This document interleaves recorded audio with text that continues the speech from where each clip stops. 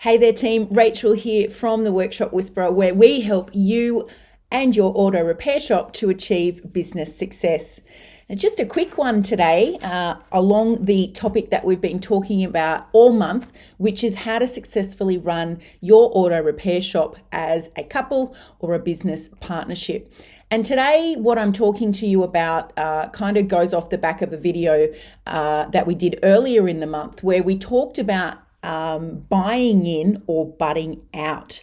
And there can be one partner in the partnership who is dragging their heels, not pulling their weight, not doing the parts of their role that they had agreed to do. And that ultimately sabotages the business growth efforts. And I'm wondering, as I talk to you today, if this person that I've just described is actually you.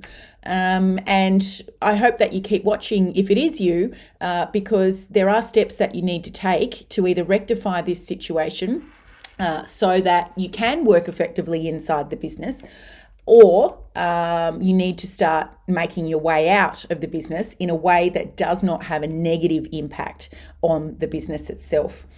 So we see this sometimes where there is one partner who is not bought in, but perhaps for financial reasons, that person is in the business because it might be cheaper when the business is young or small than to have that person there than it is to hire someone else. So, this person might be you, as I said, you could be doing the books. You might be responsible for doing the marketing and the social media. You might be responsible for responding to queries, inquiries. These types of things are, quite vital to the business. But if you are not interested for whatever reason, because you don't actually want to be there, because you'd rather be doing something else that actually does float your boat and fill you up, or there's some resentment there towards the other party, and that's what's got you dragging your heels. These have really serious implications for the other partner who is trying to grow the business. So what needs to happen here, if this is you and you find yourself in this situation, you're not happy in the business partnership, but you feel like you've kind of trapped because perhaps you think the business can't finance another team member to do what you're doing. Well, the first thing that you need to do is to sit down and have a partnership meeting. So you actually need to be open and honest about what's going on for you, because saying nothing is only going to make matters worse over the long run. And if there's one thing you must be as the business owners, it is that you must be honest and step into situations which might produce conflict. So this is true not just for the business partnership, but also where you need to stand up and step into a conversation with a team member or a customer that might have conflict in it, and it's probably going to be uncomfortable, but you need to have the conversation anyway because it's the best thing for the business. And it's the best thing for your business if you're not happy in some way that you step into one of these uncomfortable conversations. We can call it a courageous conversation because it may take courage to explain to your other half that you don't want to be there, or you're not happy fulfilling the roles that you agreed to take on. So that the other person, maybe for the first time, your other half or your platonic business partnership, business partner, for the first time, they may understand how you truly feel. Because if you're not doing the things that you have accepted as your assignments, of course, the other partner is going to see this, and it's going to produce a certain amount of resentment for them. So you need to make time to have this conversation, and you need to be honest about your feelings. Now, if you're in a position where you can exit the business because you've got other ideas about how you'd like to spend your working days, then you need a plan so that you can exit.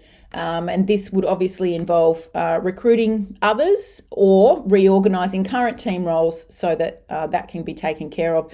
And I highly suggest that if you're doing your own bookkeeping and it takes energy from you rather than gives you energy, you don't enjoy it, it should be the first thing that you delegate out.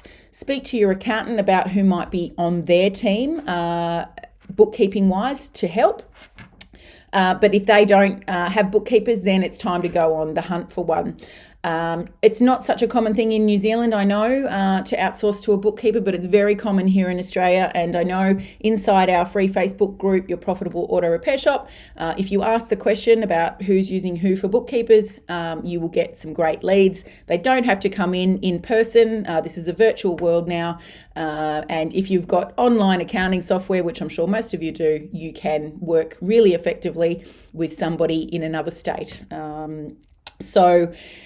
We need a plan. We may need to recruit, but what you're definitely going to have to do, if you haven't done it already, is systemize what you are supposed to be doing for the business. So by that, I mean you need to record in video form, in written form, the steps that you would take to perform the roles in your business so that it's easy for you to train the new person or the new people.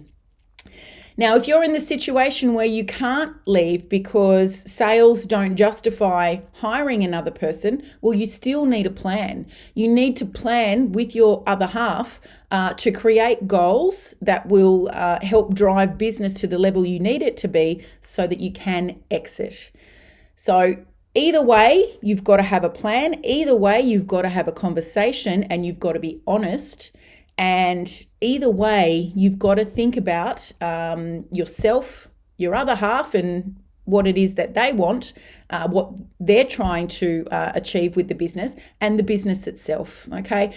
In most instances, the auto repair shop is, providing substantial income to fund family and activities and lifestyles, and we don't want to do anything further that will jeopardize that. So make a plan to have the conversation, be honest, and then come up with a new plan inside of that for whether you're recruiting right now or you're making a plan to increase business so that you can recruit sometime soon.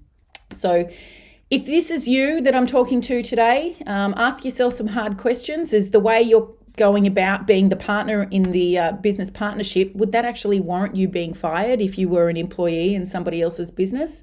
And if the answer to that is yes, then please make a time to have that chat with your partner. Thanks for those watching with me live. Say hi, let me know. And if you catch the replay, let me know in the comments as well. If you'd like your other half to see this video, make sure you tag them. All right, guys, thanks for joining me, and I will catch up with you again soon.